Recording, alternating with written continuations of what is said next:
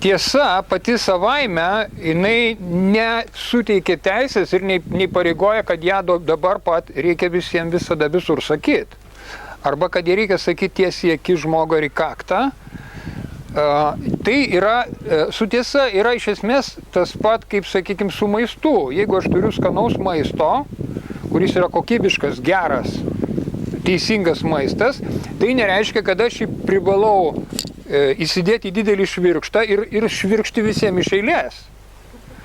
Aš turiu pirmiausia atsižvelgti, ar tas žmogus išalkęs, ar jisai nori to maisto. Jeigu jisai išalkęs, tada yra mano pareiga tą maistą jam duoti.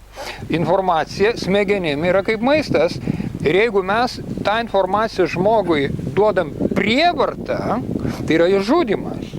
Nesvarbu, kad tai yra tiesa. Žinios, informacija ir tiesa yra didžiulė jėga ir su ta jėga reikia labai atsargiai elgtis. Reikia pirmą žiūrėti, ar tam asmeniui jinai reikalinga, ko jam dabar iš tikrųjų reikia. Ne tai, ko aš turiu perteklių šiuo momentu, ten kažkokias išminties, bet ar jisai to nori. Ir jeigu jis to nori, aš jam pasakau laiku ir vietoj, tada aš jį gelbsčiu. Jeigu aš bruku jam, tai yra prievarta.